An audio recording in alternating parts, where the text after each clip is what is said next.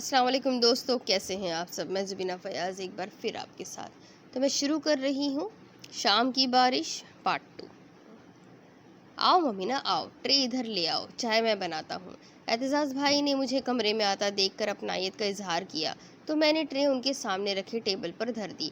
گاجر کا حلوہ اور گرما گرم کباب دیکھ کر انہوں نے ہولے سے سیٹی بجائی اور خوش دلی سے بولے، گڈ، یہ تو بھائی اچھا خاصا اہتمام ہو گیا، اب چائے کا مزہ آ جائے گا۔ ٹھہرو اعتزاز، چائے میں بناتی ہوں۔ ماما نے کیٹل ان کے ہاتھ سے لینا چاہی تو وہ جھٹ سے بولے، کیوں بھائی، کیا لڑکے چائے نہیں بنا سکتے؟ ارے خالہ، یہ بدلتا دور ہے، اب لڑکے بھی بہت اچھی چائے بناتے ہیں، ورنہ شادی کے بعد بیویاں انہیں تانا دیتی ہے کہ تمہیں ایک کپ چائے بنانا بھی نہیں آتی۔ اچھا، ماما نے دلچسپی سے انہیں دیکھا، لیکن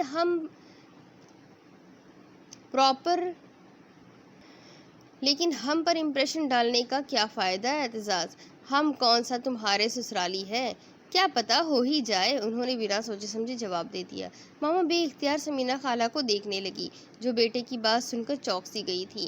اعتزاز بھائی کی بات نے مجھے بھی اچنبے میں ڈال دیا تھا، مگر وہ سب سے بے نیاز کپ میں چائے اڈیلتے رہے۔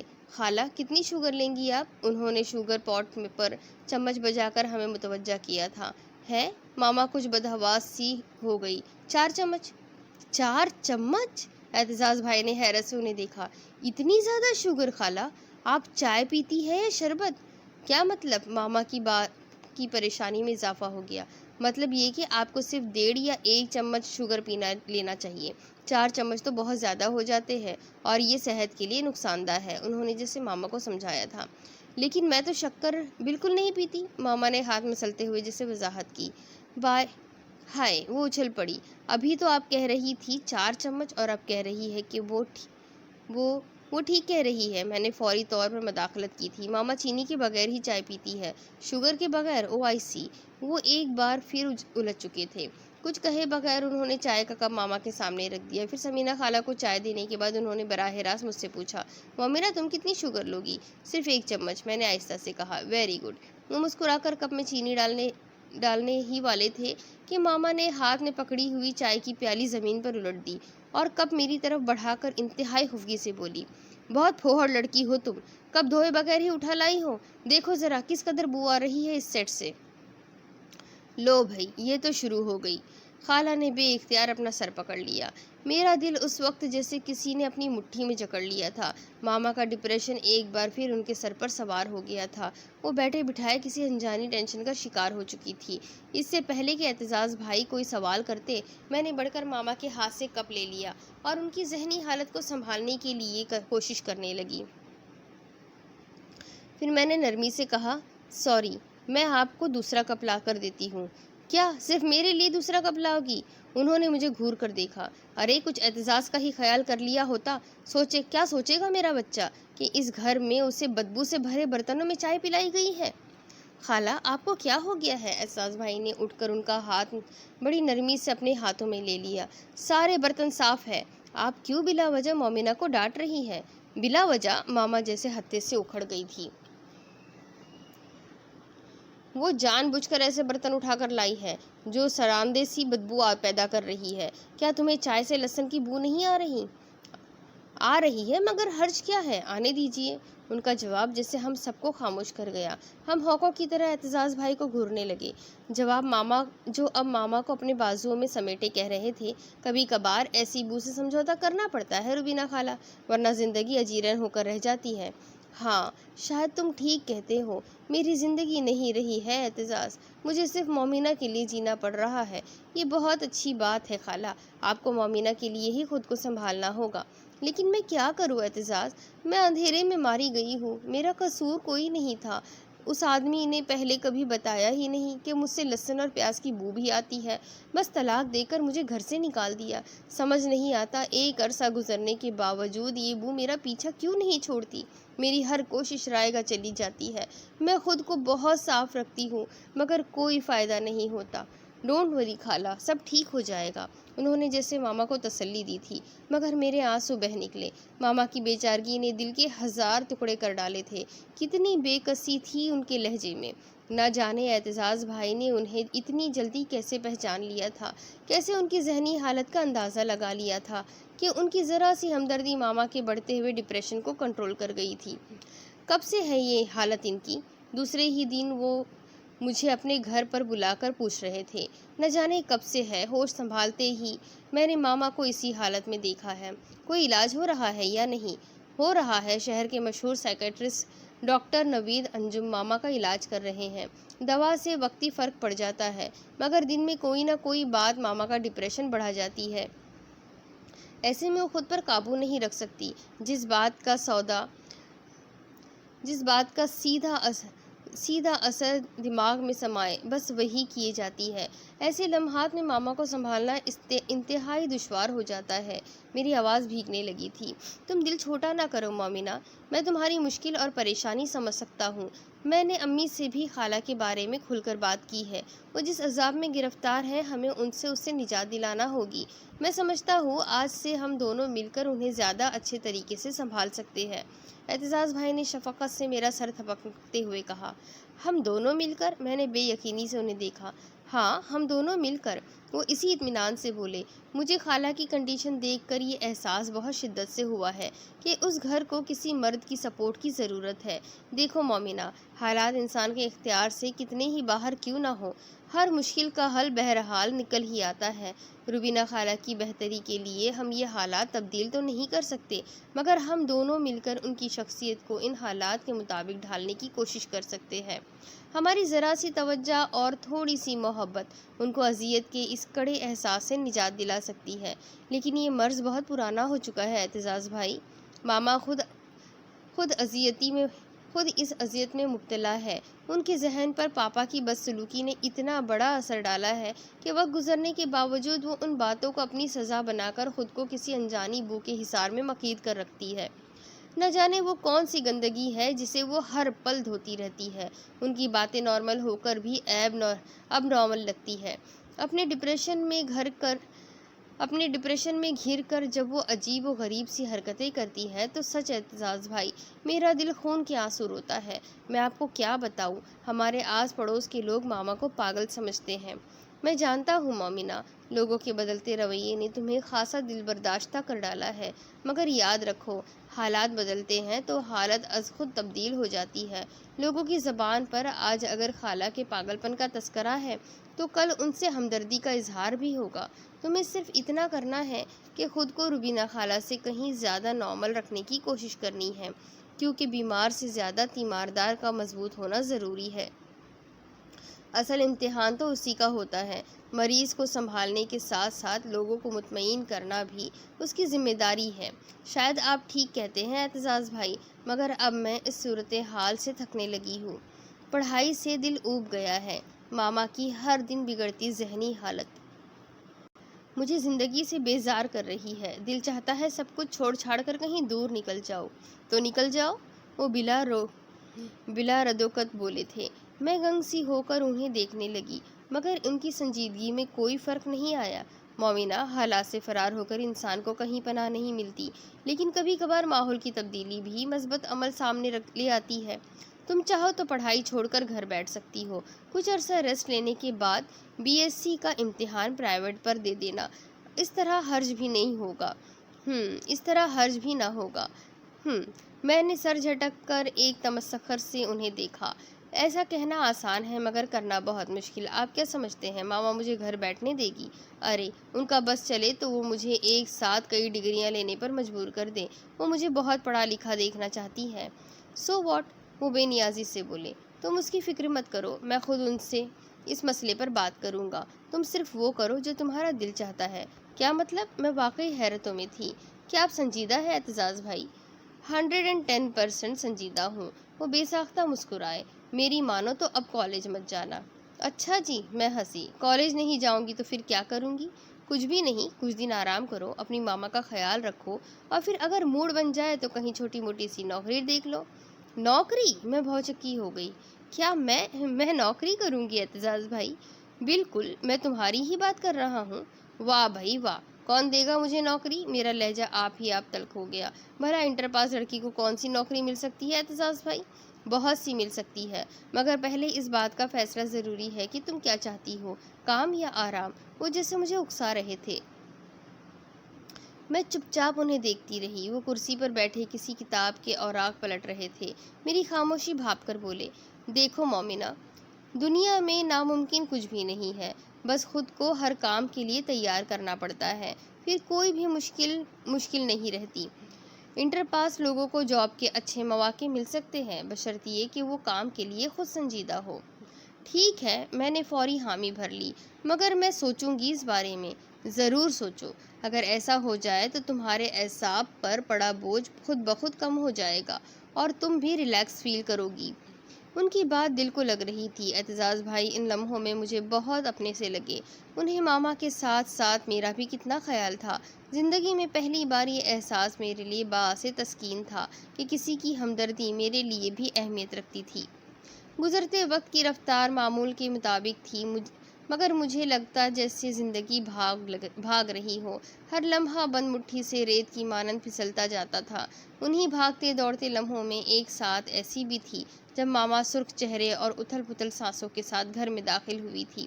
میں اس دن گھر کے کام نپٹا کر فراغت سے اخبار پڑھ رہی تھی۔ انہیں بے وقت لوٹتا دیکھ کر میں فوری طور پر اپنی کرسی سے اٹھ گئی، مگر ماما کے چہرے پر بکھرے تاثر نے میری پریشانی کو زائل کر دیا۔ وہ بے حد خوش دکھائی دے رہی تھی۔ کیا ہوا ماما؟ میں نے آگے بڑھ کر انہیں تھام لیا۔ وہ ایک چمکیلی مسکراہٹ سے مجھے دیکھنے لگی، پھر میرا چہرہ اپنے ہاتھوں کے پیالے میں لے کر بے حد خوش دلی سے بولی، مومنہ، آج میں بہت خوش ہوں، اتنی خوش کہ تم سوچ بھی نہیں سکتی۔ اچھا؟ میرا دل بادل کے ٹکڑے کی طرح ہلکا سا ہو گیا۔ ایسی کون سی خوشی کی بات ہے ماما؟ مومنہ، وہ رضی صاحب ہے نا؟ ارے وہی جو ہمارے ایجوکیشنل ٹرسٹ کے چیئرمین ہیں، جن کے 4 بیٹے بھی ہیں، بے حد ایجوکیٹڈ اور مہذب سے۔ جانتی ہو مومنہ، ان کی شادیاں بھی رضی صاحب نے بہت اونچے خاندانوں میں کی ہے، بڑا مثالی اور خوشحال گھرانہ ہے ان کا۔ تو میں نے حیرت سے ماما کے کھلتے چہرے کو دیکھا۔ اس مثالی گھرانے کی خوشحالی سے آپ کی خوشی کا کیا تعلق؟ ارے سنو تو، ماما نے میری بات یکسر انسنی کر ڈالی۔ ان کا سب سے چھوٹا بیٹا اب تک کنوارا ہے اور آج رضی صاحب نے مجھ سے تمہارے رشتے کی بات کی ہے۔ جانتی ہو، میں نے فوری طور پر ہاں کہہ دی ہے۔ ہاں کر دی؟ میں ششدر سی رہ گئی۔ ماما کی بات میرے لیے بے حد غیر متوقع تھی۔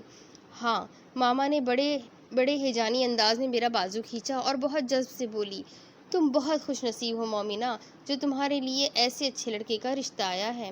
رضی صاحب کے سامنے ہماری پوزیشن کچھ بھی نہیں ہے، مگر پھر بھی انہوں نے اپنے چھوٹے بیٹے ہارون کے لیے تمہارا رشتہ مانگا ہے۔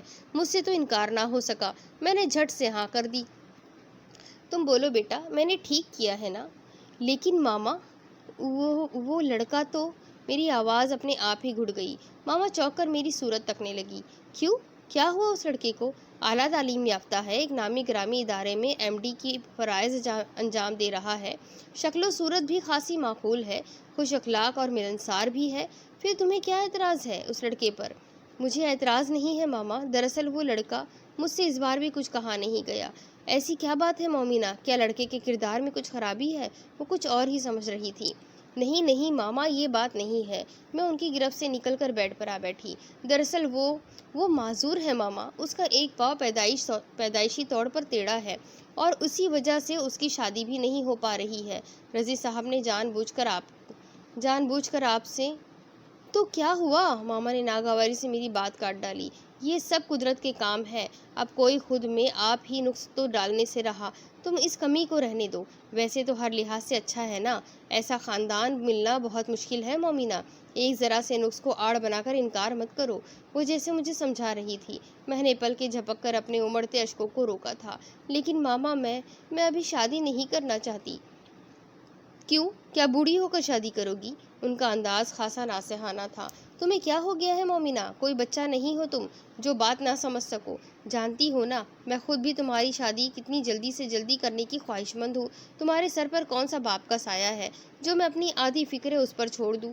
دیکھو بیٹا، میں ایک بیمار عورت ہوں، لوگ کہتے ہیں مجھے وہم کی بیماری ہے، ہر وقت چھوت چھات میں مبتلا رہتی ہوں، ایک ناگوار سی بو میرا پیچھا کرتی رہتی ہے، ڈرتی ہوں وہ بو تمہارے وجود سے نہ لپٹ جائے۔ اگر ایسا ہو گیا تو تمہاری شادی نہیں ہوگی، خدا کے واسطے مومنہ انکار مت کرنا ورنہ میں جیتے جی مر جاؤں گی۔ دیکھو بیٹا اپنی ماں کو دکھ مت دینا پلیز مومنہ۔ ماما یکدم میرے سامنے آ کر جھک گئی۔ انہوں نے بے اختیار میرے قدم چھونا چاہے تو میں کسی کرنٹ کھائے وجود کی طرح پیچھے کو گری تھی۔ خدا کے لیے ماما یہ آپ کیا کر رہی ہیں؟ کیوں مجھے گنہگار بنا رہی ہیں؟ میں فریاد کر رہی ہوں تم سے، میں درخواست کرتی ہوں بیٹا کہ انکار مت کرنا۔ تمہاری شادی میری زندگی کی سب سے بڑی آرزو ہے، وہ پوری ہو جائے تو میں سمجھوں گی کہ ایک ماں نے اپنا حق ادا کر دیا ہے۔ دیکھو مومنہ میں ہاتھ جوڑتی ہوں، اللہ کے واسطے میرے سفید بالوں کی لاج رکھ لو، انکار نہ کرو مومنہ۔ رضی صاحب کے گھرانے سے بہتر گھر تمہیں پھر بھی نہیں ملے گا، پلیز بات مان لو ورنہ اس گھر میں رہ کر ایک دن تم بھی پاگل ہو جاؤ گی، لوگ میری طرح تمہیں بھی زج کرنے کی کوشش کریں گے۔ ایسا مت کرو مومنہ، ایسا مت ہونے دو۔ انہوں نے روتے ہوئے سچ مچ میرے سامنے اپنے دونوں ہاتھ جوڑ دیے۔ میں گھٹنوں کے بل زمین پر جھک گئی، آنسو میری آنکھوں سے زار و قطار گر رہے تھے۔ میں ماما کو یہ بھی نہ کہہ پائی کہ یہ شادی میں انہی کی وجہ سے کرنا نہیں چاہتی، اگر میں اس گھر سے چلی گئی تو بعد میں انہیں کون سنبھالے گا؟ مگر ماما شاید کچھ بھی سننا نہیں چاہتی تھی۔ کچھ ہی دن بعد گھر میں رونق کا احساس جاگ اٹھا۔ سمینہ خالہ کے ساتھ آج خالو اور اعتزاز بھائی بھی مہمانوں کی خاطر مدارت میں مشغول تھے۔ ماما کی خوشی اطمینان بن کر ان کے چہرے پر بکھری ہوئی تھی۔ رضی صاحب اپنے بڑے بیٹے، بہو اور بیگم کے ہمراہ مجھے دیکھنے کو آئے بیٹھے تھے۔ میں اپنے کمرے میں چوٹی بنا رہی تھی جب ماما نے آ کر میرے سر پر دوپٹہ ڈالا تھا۔ مومنہ بیٹا مہمان آ چکے ہیں اور ڈرائنگ روم میں تمہارے منتظر ہیں۔ میں خاموشی سے اٹھ کر کھڑی ہو گئی۔ تب ماما نے ایک گہری نظر میرے ساکت سے وجود پر ڈالی اور آزردگی سے بولی، میں جانتی ہوں تم خوش نہیں ہو، مگر میں کیا کروں بیٹا، میری نظر میں تمہارے لیے ہارون سے بڑھ کر اور کوئی لڑکا نہیں ہے۔ ماما آپ میرے لیے اتنا زیادہ مت سوچیے، میں نے ہولے سے کہا اور ان کے ساتھ ڈرائنگ روم میں چلی آئی۔ اعتزاز بھائی کی نظر ہماری جانب سب سے پہلے اٹھی تھی۔ وہ تیزی سے اٹھ کر ہمارے قریب آ گئے۔ آؤ مومنہ ادھر بابا کے پاس آ کر بیٹھو۔ میں چپ چاپ خالو کے پہلو میں سمٹ گئی۔ خالو نے بے حد شفقت سے میرے سر پر ہاتھ پھیرا اور رضی صاحب سے بولے، یہ ہے ہماری بیٹی مومنہ، بلا شبہ مومن کا وصف لے کر پیدا ہوئی ہے، بہت نیک اور میٹھی زبان والی بچی ہے۔ ہاں بھائی کیوں نہ ہوگی، ان کی والدہ بھی بے حد ملنسار اور خوش اخلاق خاتون ہے۔ رضی صاحب کی چہکتی آواز کمرے میں گونجی تو مجھے نظر اٹھانا پڑی۔ ان کی بیگم، بہو اور بڑے صاحبزادے ٹکٹکی باندھے اشتیاق بھری نگاہوں سے مجھے گھور رہے تھے۔ میں نے ہولے سے انہیں سلام پیش کر دیا۔ وعلیکم السلام، ماشاءاللہ بہت پیاری ہے آپ کی مومنہ۔ بیگم رضی نے کھل کر اپنی پسندیدگی کا اظہار کیا تو ماما کی آنکھوں میں جیسے ستارے جگمگانے لگے۔ ان کے لبوں کی مسکراہٹ میں اتنے رنگ تھے کہ میں ماما کو دیکھتی رہ گئی۔ بیگم صاحبہ میری بیٹی بے حد سلیقہ شعور اور فرما بردار ہے، گھر گرہستی میں ماہر اور پڑھائی میں بھی بہت ہوشیار ہے، ماشاءاللہ FSC میں فرسٹ پوزیشن لی ہے اس نے۔ ماما نے روایتی ماؤں کی طرح میرے گنگانے شروع کر دیے۔ دیٹس گڈ، اب آگے مزید پڑھنے کا ارادہ بھی ہے یا نہیں؟ رضی صاحب کے بیٹے نے شوخی کی تو میں نے سر جھکا لیا۔ ارے بس پڑھ چکی جو پڑھنا تھا، اب تو خیر سے گھر سنبھالے گی۔ بیگم رضی نے ہنس کر جیسے بیٹے کو جتایا تو سب ہنس پڑے۔ اور کیا مشاغل ہے آپ کے؟ اس بار ان کی بہو نے شہ پا کر مجھ سے سوال کیا تھا۔ میں کچھ جھجک سی گئی، مجھ سے کچھ نہ کہا گیا۔ کھانا وانا پکا لیتی ہیں آپ؟ انہوں نے دوبارہ پوچھا تو میں نے اس بات میں سر ہلا دیا۔ بھلا کون سی ڈش سب سے اچھی پکاتی ہیں، ذرا ہم بھی تو جانیں۔ سبھی کچھ، میری بیٹی سب کچھ اچھا بناتی ہے، اور مزے کی بات یہ ہے کہ کسی چیز سے ذرا سی بھی بو نہیں آتی۔ ماما کے محبت بھرے اظہار نے حاضرین محفل کو جیسے لمحوں میں تنگ کر دیا۔ میں اپنی جگہ سناٹے میں گھر گئی جبکہ خالہ، خالو، اعتزاز بھائی بھی دم سادھے بیٹھ گئے۔ کیا مطلب؟ سب سے پہلے بیگم رضی نے خود کو سنبھالا تھا۔ آپ کس بو کی بات کر رہی ہیں روبینہ بیگم؟ بو؟ ماما کا رنگ جیسے لمحوں میں اڑا تھا۔ کیسی بو؟ یہی تو میں پوچھ رہی ہوں، آپ ابھی کسی بو کا تذکرہ کر رہی تھی نا؟ بیگم صاحبہ کا تجسس قابل دید تھا۔ ایسی کوئی بات نہیں ہے بیگم رضی، دراصل روبینہ کچھ اور کہنا چاہ رہی تھی۔ کیوں روبینہ؟ سمینہ خالہ نے ماما کو جیسے سہارا دینے کی کوشش کی۔ ماما کی رنگت زرد ہونے لگی، وہ اپنے خشک پڑتے ہونٹوں پر زبان پھیر کر لکنت سے بولی، میری بیٹی بہت صاف ستھری ہے بیگم صاحبہ، بھلا اس سے کیوں بو آئے گی؟ یہ سراسر میرا قصور ہے، میں لہسن پیاز چھیل کر ہاتھ نہیں دھوتی نا، اس لیے مجھ سے بو آتی رہتی ہے۔ لیکن دیکھیے آج میرے ہاتھ صاف ہے، میں نے بہت بار دھوئے ہیں، صابن بھی خوشبودار استعمال کیا ہے۔ وہ یکلخت اپنی جھونک میں انہیں اٹھی اور بیگم رضی کے سامنے آ کر ٹھہر گئی۔ ذرا دیکھیے صاف ہے نا میرے ہاتھ؟ انہوں نے اپنے دونوں ہاتھ حیران ہوتی سی بیگم رضی کے سامنے پھیلا دیے، جس پر وہ گھبرا کر بولی، جی ہاں، بہت صاف ہے آپ کے ہاتھ۔ اور اب سونگھیے، بو بھی نہیں آ رہی ہے نا؟ ماما نے ہاتھ ان کی ناک سے لگا دیے تو وہ اچھل کر کھڑی ہو گئی۔ یہ کیسا مذاق ہے روبینہ بیگم؟ کہیں آپ کسی پرابلم کا شکار تو نہیں ہیں؟ ایسی کوئی بات نہیں ہے آنٹی، دراصل خالہ بہت صاف صفائی پسند ہے۔ اعتزاز بھائی نے ماما کی پوزیشن صاف کرنے کی کوشش کی اور ہاتھ بڑھا کر ماما کو بیگم رضی کے سامنے سے ہٹا دیا۔ ایسی نفاست پسندی کا کیا فائدہ جس کی سند دوسروں کو دینی پڑے؟ بیگم رضی نہوت سے بولی، بالکل جناب، بھلا یہ کیسی صفائی ہے کہ تصدیق کے لیے اپنے ہاتھ دوسروں کی ناک سے جوڑ دیے جائیں؟ مجھے تو روبینہ آنٹی کچھ سائیکک سی لگ رہی ہے۔ رضی صاحب کے بیٹے نے ناگواری کا اظہار کیا۔ ایسا مت کہو بیٹا، تمہارے والد جانتے ہیں کہ میری بہن کسی ٹریجڈی کا شکار ہے، اس صدمے نے اس کے دل و دماغ پر بہت گہرا اثر ڈالا ہے۔ کم سے کم آپ لوگ روبینہ کے سامنے اس طرح بیہیو مت کیجیے۔ سمینہ خالہ نے تڑپ کر جواب دیا، کیا مطلب ہے آپ کا؟ بیگم رضی کے لہجے میں بیزاری کے ساتھ غصے کی گرمی بھی شامل ہو گئی تھی۔ کیا رضی صاحب جانتے ہیں کہ روبینہ بیگم کی نفسیاتی عارضے میں مبتلا ہے؟ ہاں بیگم، رضی صاحب نے فوراً اس بات میں سر ہلایا، میں جانتا ہوں روبینہ بیگم کی دماغی روح کبھی کبھار بہک جاتی ہے، مگر یہ کوئی پریشانی کی بات نہیں ہے۔ وہ بہرحال ایک ورکنگ وومن ہے، اپنا گھر بار بھی بہت خوش اسلوبی سے سنبھالتی ہے۔ اگر وہ اپنے حالات کی وجہ سے کسی نفسیاتی دباؤ کا شکار ہوتی بھی ہے تو یہ سب کچھ وقتی اور بے ضرر ہے، کچھ وقت گزرنے کے بعد ان کی حالت بالکل ٹھیک ہو جاتی ہے۔ ارے واہ، کیا خاک ٹھیک ہو جاتی ہے؟ یہ تو صریحاً پاگل پن کا دورہ ہے۔ ایسی بات نہیں ہے آنٹی، خالہ ایک باشعور عورت ہے، وہ پاگل نہیں، صرف نفسیاتی مریضہ ہے اور ان کا علاج بھی ہو رہا ہے۔ خالہ میں سمجھ بوجھ نہ ہوتی تو رضی صاحب ان سے مومنہ کا رشتہ کیوں مانگتے؟ اعتزاز بھائی نے انہیں سمجھانے کی کوشش کی۔ دیکھو بیٹا، رضی صاحب نے مومنہ کا رشتہ مانگا، یہ ان کی غلطی تھی، لیکن اب یہ شادی نہیں ہو سکتی۔ میں جانتی ہوں ایسے نفسیاتی عارضے موروثی بھی ہوتے ہیں، میرے بیٹے کی اولاد پاگل پن کا شکار ہو جائے ایسا میں بھی تو نہیں چاہوں گی۔ آپ لوگ بھی ہمیں معاف ہی رکھیے۔ وہ بلا جھجک بول رہی تھی، میں پاگل نہیں ہوں بیگم صاحبہ، میں سب سمجھتی ہوں، پلیز آپ ایسا مت کیجیے۔ دیکھیے میری بیٹی بے قصور ہے، وہ بہت صاف ستھری عادات رکھتی ہے اور آپ مجھ پر اعتبار کیجیے، اس سے کوئی بو نہیں آتی۔ آپ کہیں گی تو میں اسے بہت قیمتی والے پرفیوم بھی دلا دوں گی۔ مومنہ ہم وقت خوشبو کے حصار میں رہے گی۔ پلیز آپ اس طرح اٹھ کر مت جائیے۔ ماما کی بے چارگی آنسو بن کر آنکھوں سے بہنے لگی۔ میرا دل جیسے پارا پارا ہو گیا۔ میں نے آگے بڑھ کر ماما کو تھام لیا۔ آپ منت مت کیجیے ماما، پلیز، آپ کچھ بھی مت کیجیے۔ ارے کیسے نہ کہوں، دیکھو وہ لوگ رشتہ توڑ کر جا رہے ہیں۔ میں اسی بات سے ڈرتی تھی مومنہ کہ کہیں بو تمہارا پیچھا نہ کرنے لگ جائے، مگر وہی ہوا نا جس کا مجھے ڈر تھا، انہیں تم سے بھی بو آنے لگی ہے میری بچی۔ میں کیا کروں، میری نہوست بالآخر تم پر بھی پڑ گئی ہے۔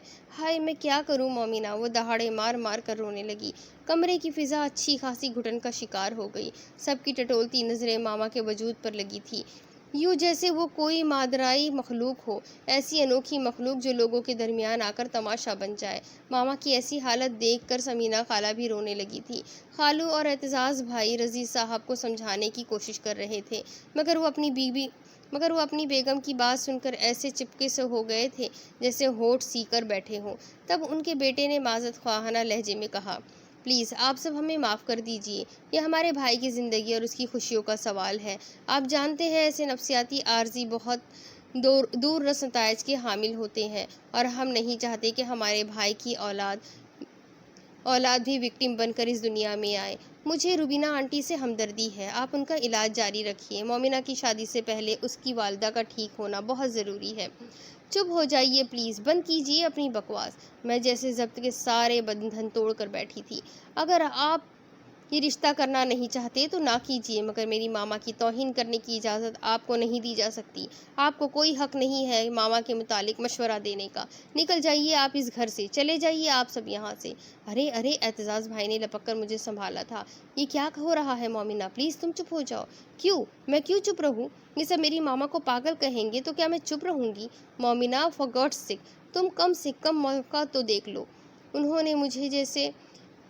نے جیسے میرے کان میں سرگوشی کی تھی۔ میں بے بس ہو کر رونے بیٹھ گئی، لیکن میرے آنسو میری راہ میں ہی کانٹے بو گئے۔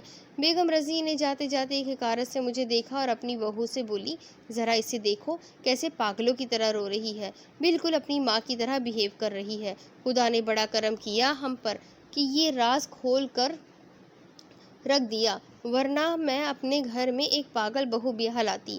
ارے فوراً نکلو یہاں سے، پاگلوں کا غصہ شدید ہوتا ہے، ایسا نہ ہو کہ ماں بیٹی کچھ اٹھا کر ہی مار ڈالے۔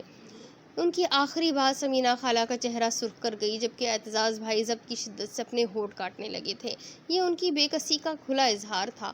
میں نے ماما کے بے دم وجود کو اپنی باہوں میں بھر لیا۔ ان کی بدترین حالت دیکھ کر سمینہ خالہ جیسے خود سے بولی تھی، ایک پاؤں سے معذور بیٹے کا رشتہ لانے والی عورت اپنے بچے کا نقص بھول کر دوسروں پر کس آسانی سے انگلی اٹھا لیتی ہے۔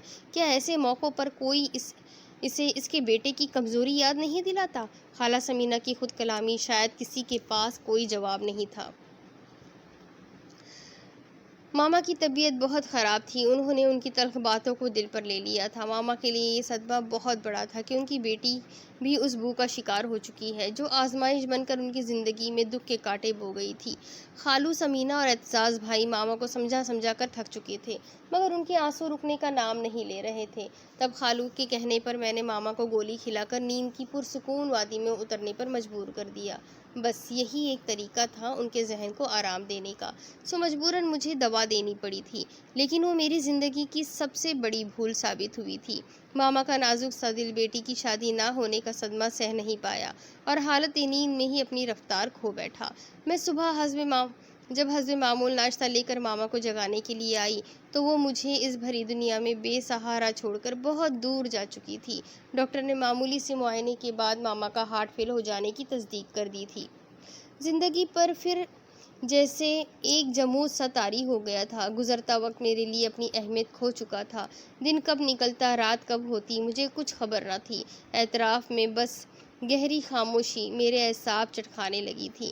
ماما کے بعد میری زندگی کا کوئی مقصد نہیں رہا تھا۔ مجھے اپنا آپ بے معنی سا لگ رہا تھا۔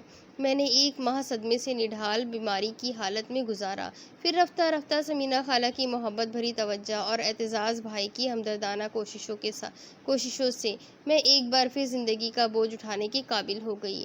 حالات میرے لیے یکسر تبدیل ہو چکے تھے۔ ساری عمر ماما کی کمائی پر عیش کیا تھا، اب زندگی کو آگے بڑھانے کے لیے مجھے اپنے پیروں پر کھڑا ہونے کی ضرورت تھی، سو میں نے کوشش شروع کر دی۔